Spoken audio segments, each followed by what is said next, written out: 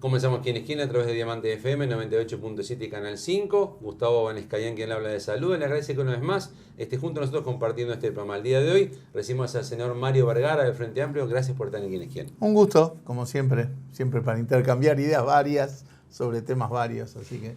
Hace poco tuvo la oportunidad de acceder al primer borrador del programa del Frente Amplio para el periodo 2025-2030, si es que logran conquistar el gobierno. ¿Responde la pregunta de ¿para qué queremos ganar? En buena medida, yo creo que se avanza mucho, porque el Frente Amplio tiene que volver a convencer a un montón de gente, quizás que algunos lo votó anteriormente y en la última elección no, o gente que nunca votó al Frente Amplio, pero a la luz de cómo evalúa el actual gobierno puede pensar en votar al Frente. Y nosotros no podemos ir a decirle a la gente, bueno, el Frente Amplio quiere volver a gobernar para hacer lo mismo que hicimos en los 15 años anteriores. Yo reivindico lo hecho. Creo que el Frente Amplio, con sus aciertos y sus errores, dejó un país mejor, en bienestar, en equidad, en derechos. Pero también hubo cosas que no hicimos, hubo cosas que quedaron por la mitad, en algunas cosas nos equivocamos. Pasando raya, yo hago un balance muy positivo. Pero sobre todo es el hecho, en primer lugar, de que hay que volver a convencer, a enamorar, pero dando respuestas al Uruguay de hoy y al Uruguay del futuro. Lo que nosotros hicimos en los 15 años anteriores respondían a la realidad y a las problemáticas que teníamos en 2005. 2025 es otro mundo diferente, región diferente, la sociedad uruguaya es diferente, las formas de comunicarnos son diferentes. El mundo del trabajo está siendo muy desafiado y está siendo cada vez más diferente. ¿Pero usted vio todo eso en el programa? Yo veo muchas líneas de respuesta a eso, ¿verdad? Hay temas que antes no estaban sobre la mesa con la misma fuerza que están hoy. Temas de derechos, temas de ambiente. Por ejemplo, en el tema ambiente y producción. Se trabajó distinto esta vez, se trabajó bien esta vez, creo yo, en términos de poner el tema ambiente sobre la mesa con mucha más potencia, pero atado al tema productivo. Antes se decía, bueno, tengamos una unidad temática de desarrollo productivo y por otro lado una unidad temática de ambiente. Si lo que ambas unidades temáticas planteaban era compatible, era pura casualidad. Bueno, ahora trabajamos de manera integrada, ¿verdad? Los temas de ambiente y producción, por ejemplo. Creo que eso ayuda a dar una mejor respuesta a los problemas de hoy. Lo mismo en materia del mundo del trabajo, la incorporación de la ciencia, la tecnología, la innovación y ahora, bueno, ni que hablar, la inteligencia artificial. Creo que ahí hay pistas en el programa que, como bien dice usted, es una primera versión. El programa se va a seguir discutiendo hasta que se apruebe en el Congreso que el Frente Amplio tiene en el mes de diciembre. ¿Hay margen para que algunos sectores de la sociedad aporten más al Estado? Sí, hay margen. Lo planteamos, por ejemplo, a la hora de discutir la reforma de la seguridad social, que nosotros éramos contrarios a esa reforma porque a los únicos que le planteaba un mayor esfuerzo es a los trabajadores y a las trabajadoras. Y para nosotros había otros sectores con capacidad contributiva, por ejemplo, sectores económicos, por ejemplo, en materia de aportes a la seguridad social, los grandes emprendimientos agropecuarios pagan proporcionalmente mucho menos de lo que paga cualquier otra industria, comercio, servicios en el país. Habría que subirle a ellos. Y había un margen, sí. Fue una de las propuestas que hizo el Frente Amplio. Pero sigue habiendo en ahora. Concreto. Sí, claro, porque se hace en base también a los resultados y al empleo que genera. O sea, no es un nuevo impuesto, subir lo que aportan hoy.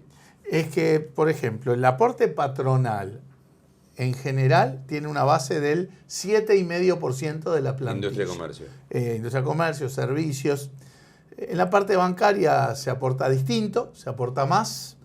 En la parte agropecuaria se aporta por otras vías, no necesariamente atado a la plantilla laboral. Pero cuando uno hace la cuenta del aporte a la seguridad social, da menos del 7,5. Da el 2. O sea, es grande la distancia. No necesariamente hay que ir al 7,5, aunque sería más de equidad, pero ahí hay margen. Por o no ejemplo, hay margen. ¿a qué número iría usted? No sé, por lo menos al 4, qué sé yo, o al 5, no sé. ¿Con eso se arregla o hay sectores que también? No, son cosas de ampliar la base de financiamiento de la seguridad social en clave más de equidad. No porque eso tenga un volumen tal que tape el déficit global de la seguridad social. Grabar depósitos en el exterior. Bueno, nosotros eso lo propusimos de manera circunstancial cuando se conformó el fondo COVID. Hubo un proyecto nuestro que impulsó originariamente Danilo Astori, que toda la bancada del Frente acompañó, que fue el de poner transitoriamente en la emergencia del fondo COVID un aporte de los depósitos. Lo que pagan en general el sistema financiero en el impuesto a la renta del capital, en el impuesto a la renta de las personas físicas, son los intereses de los depósitos. Otro ejemplo de quién podría estar contribuyendo también, que lo discutimos en la reforma de la Seguridad Social, es las altas pasividades, por ejemplo, de la caja militar. De la misma manera que cuando hicimos la reforma de la caja bancaria, las altas pasividades preexistentes hacen una contribución a financiar el déficit de la caja bancaria, también debió pasar que las altas, en la caja militar, en el servicio de retiros militares, tenemos pasividades de 150, 200, 300. No, es una contribución el mismo formato que en la caja bancaria. Es una contribución al financiamiento de la propia caja. Claramente ahí hay capacidad contributiva, hay pasividades de 150, 200, 300. Y en general otros sectores, que ¿usted identifica sectores de la sociedad que puedan colaborar más por vía de impuestos? Eso hay que verlo también con la dinámica, del desarrollo productivo, de cómo impactan también los temas actuales de la ciencia, la tecnología, la inteligencia artificial. Me quedo colgado con los lo que sí creo, que es otra cosa que quedó ignorada en el tema de la reforma de la Seguridad Social, es que aportes basados en la plantilla laboral, en un proceso del mercado de trabajo en donde la plantilla laboral va a pesar cada vez menos, por la forma que la relación laboral está cambiando, va a quedar también obsoleto e insuficiente. Por lo tanto, hay que pensar aportes a la seguridad social, por ejemplo, que son aportes a las arcas del Estado, en otros formatos, en formatos que tengan que ver con resultados de los distintos sectores. Por ejemplo, ya en la caja bancaria hay un antecedente que es la partida que los bancos tienen que volcar, ya no en función de lo que pagan salarialmente, sino en función de su nivel de negocio. Bueno, ese es un ejemplo de cosas que tenemos que pensar. O sea, usted le pondría impuesto a los resultados, no impuesto... Bueno, impuesto a los resultados ya hay que hacer el impuesto a la renta. Bueno, sí, pero... Impuestos de otra forma que no dependan de la plantilla laboral, porque ese formato de relación... ¿Le pondría un impuesto a las máquinas que sustituyen? Hay que ver la forma. El primero que dijo hay que ponerle impuesto a los robots fue Bill Gates. Así que no hay que asustarse. ¿Y usted le pondría impuesto a los robots? Hay que analizarlo más. No lo descartaría. No sé si a los robots o hay que buscarle la forma. Hay lugares que se pone impuesto a los cajeros automáticos. Hay que buscarle las formas, ¿verdad? Sobre todo cuando estamos en este mundo donde va a haber un desplazamiento. Hoy esta conversación la podríamos haber tenido hace 5 o 6 años. Nosotros en 2018, 2019 ya hablábamos de estas cosas. Ahora, con la inteligencia artificial, esta misma problemática está potenciada.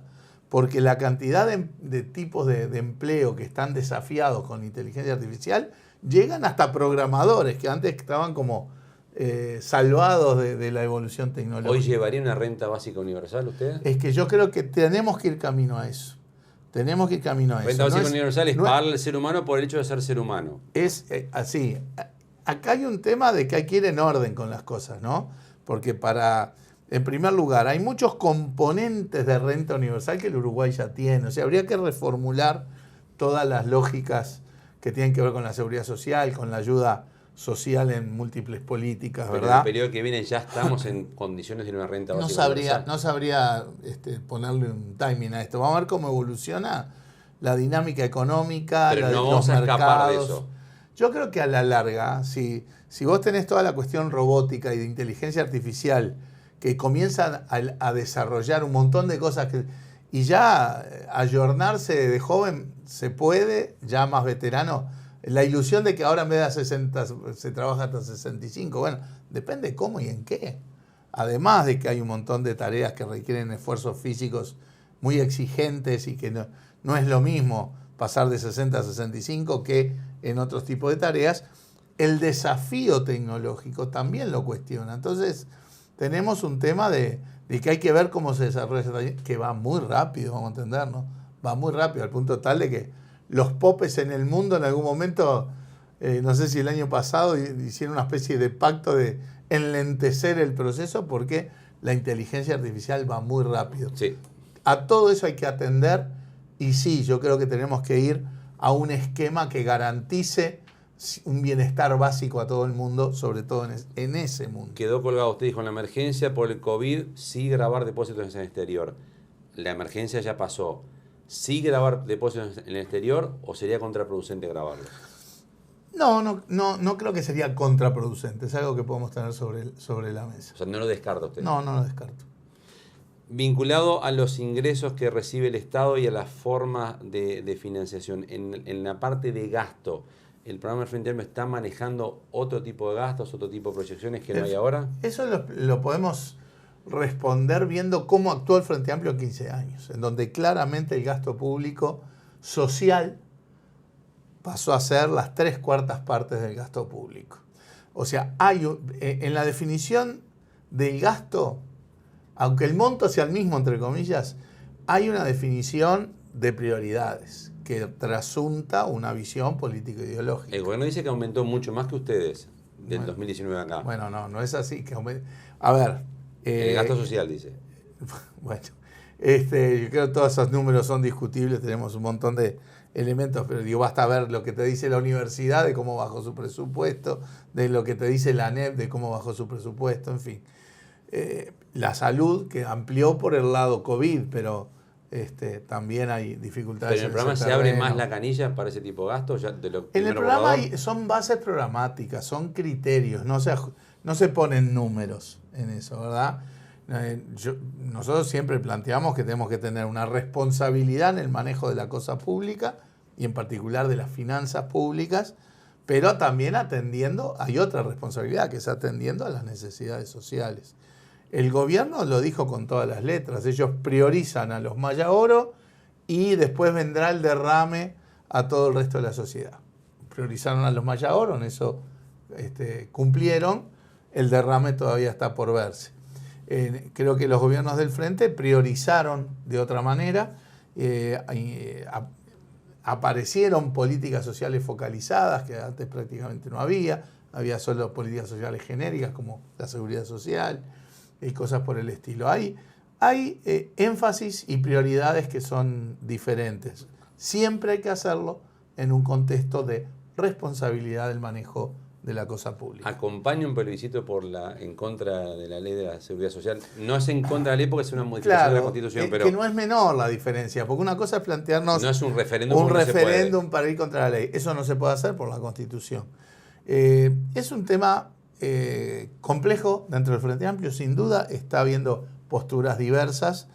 Nosotros seríamos muy cuidadosos.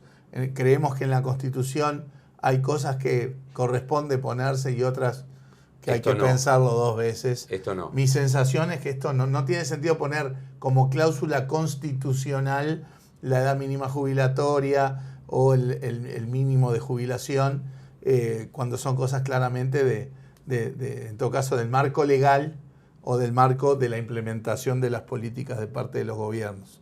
Así que seguiremos conversando y discutiendo. O sea, usted no va a juntar firmas, por eso... No, yo no digo eso. Si el Frente Amplio eventualmente definiera orgánicamente que acompaña eso... Usted junta la firma.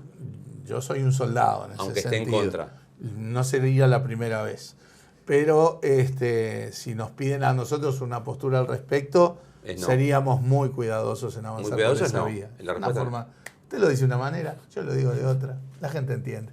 ¿Le invito a una pausa? Con mucho gusto. Continuamos a partir de la misma ¿Quién es quién? Con el senador Mario Vergara del Frente Amplio. Recordamos como siempre, horario principal de emisión de nuestro programa, jueves 22:30 horas en Canal 5, repeticiones, viernes 10 de la mañana en Diamante FM y sábados 13 horas en Canal 5. Pausa y continuamos en ¿Quién es quién?